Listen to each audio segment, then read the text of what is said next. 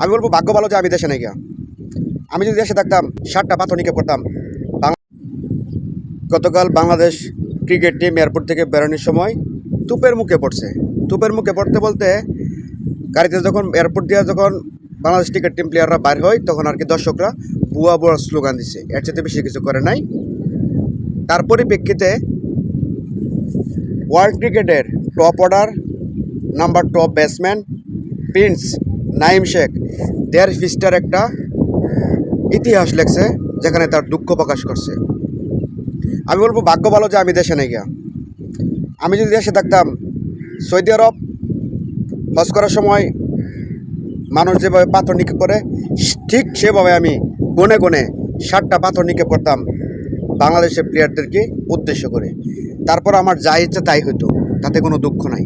বাংলাদেশ 18-20 কোটি মানুষের দেশ, সে জায়গায় একটা মানুষ হলো না যে কিনা একটা জুতা নিক্ষেপ করতো বাংলাদেশ ক্রিকেট টিমের উদ্দেশ্য করে।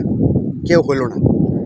সকাল 6টা থেকে সন্ধ্যা 6টা পর্যন্ত ডিউটি করি, এমন আমার মতো হাজার হাজার প্রবাসী আছে যারা কিনা সকাল 6টা থেকে সন্ধ্যা 6টা পর্যন্ত ডিউটি করে হারিয়া সেই টাকা দিয়ে হারিয়া মাঠে ক্রিকেট কেটে এরা খেলা দেখে, তাদের সরাসরি খেলা দেখে, এবং কি খানার টাইম বাদ দিয়ে এরা ডিউটি বাদ দেওয়া তাদের খেলা দেখে।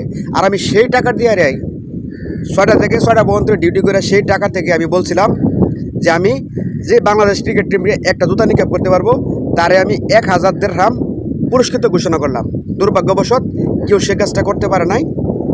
আমার কথা হচ্ছে একটাই, ওয়ার্ল্ড ক্রিকেটে এর আগে শুধু বাংলাদেশ না, অনেক ক্রিকেটারই আছে, অনেক বিশ্ব দলগুলাই আছে যারা কিনা এরকম লজ্জাজনকভাবে হারছে, কিন্তু হারার পরে তারা সে জায়গা থেকে শিক্ষা নিচ্ছে। আর বাংলাদেশ বারবার হারার পরেও শিক্ষা নেন না।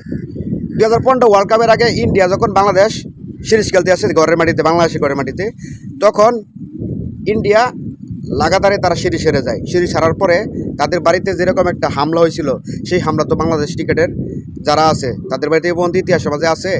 দিনের পর দিন যারা খারাপ খেলতে গেছে তাদেরকে রাস্তায় কি কোনো রকম গালি দেওয়া হয়েছে বা তাদেরকে আক্রমণ করা হয়েছে, এরকমটা হয় নাই।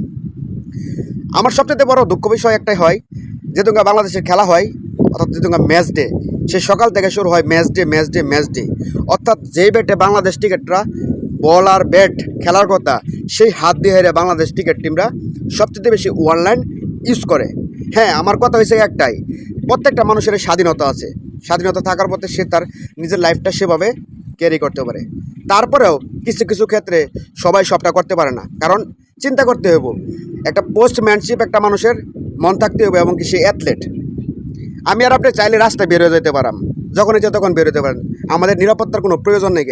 আমি আর আপনি চাইলেই যখন তখন খিচুড়ি খাইতে পারি, যখন তখন কাচ্চি খাইতে পারি, কিন্তু অ্যাথলেট কখনো কাচ্চি খাইতে পারে না, কখনো খিচুড়ি খাইতে পারে না, যখন তখন তারা মাঠে রাস্তায় বের হতে পারে না, কারণ তাদের একটা নিরাপত্তা আছে। তাদের লাইফটা আর আমাদের লাইফটার রাত এবং দিন পার্থক্য। দেশের সর্বস্তরে সব দিক থেকে তারা ফেসিলিটি পায়, কিন্তু দিন শেষে তারা আমাদেরকে উপহার দেয় হতাশা। তাওহিদ হৃদয়, তারপরে পারভেজ হোসেন ইমন, ছোটো তামিম, জুনিয়র তামিম, সাকিব যারা আছে কিনা একই সময়ের প্লেয়ার, ভারতের জাসওয়াল আছে, শুভমান গিল আছে, যারা আছে কিনা সেরা তাদের কেরিয়ার কোথায় নিয়ে গেছে গা, আর বাংলাদেশের যে বাচ্চারা তাদের কেরিয়ার কোথায় নিয়ে গেছে গা। আপনি একটা আবার ভাবেন, জাসওয়াল যখন ব্যাট করে যখন খেলায় যখন তো একটা ইন্টারভিউতে শুনতে পাইছি সে নাকি প্রতিদিন কমসে কম 500 বলে একটা প্র্যাকটিস করতো। আর বাংলাদেশে মুস্তাফিজুর রহমান, আমরা যখন বাংলাদেশ টিমে যখন আসছে তখন ইন্টারভিউ এমন একটা সংবাদ নিউজ পাইছি, মুস্তাফিজুর যখন বল করতো তখন সুই দিয়ে এরা টার্গেট করতো। সেই মুস্তাফিজ আজকে তার কেরিয়ার কোথায় নিয়ে গেছে আর বাকি বোলাররা কোথায় নিয়ে গেছে, এটা একবার ভাবেন। আর জাসওয়াল তার কেরিয়ার কোথায় নিয়ে গেছে গা, আর বাংলাদেশে তাওহিদ হৃদয়রা একই সময়ের বিশ্বকাপ খেলছে, ওয়ানডে আন্ডার 90 বিশ্বকাপ খেলছে, এবং কি বাংলাদেশ সেই টিমের চ্যাম্পিয়ন হয়ে গেছে গা। তো বাংলাদেশের প্লেয়ারের কেরিয়ার কোথায় আর ভারতের প্লেয়ারদের কেরিয়ার কোথায়? একই সময় ক্রিকেট খেলতে শুরু করছে বাংলাদেশের লিটন দাস এবং হচ্ছে গা এনামূলক বিজয়, এবং কি পাকিস্তানের বাবর আজম, এবং কি বাবর আজমের কেরিয়ার কোথায় নিয়ে গেছে গা, আর বাংলাদেশের প্লেয়াররা তাদের কেরিয়ার কোথায় নিয়ে গেছে গা। তো আপনার কথা হয়েছে গা এটাই যে দিন শেষে পরিশ্রম করতে হবে, পরিশ্রম করলে পরিশ্রমের ফল অবশ্যই অটোমেটিকলি আসবে।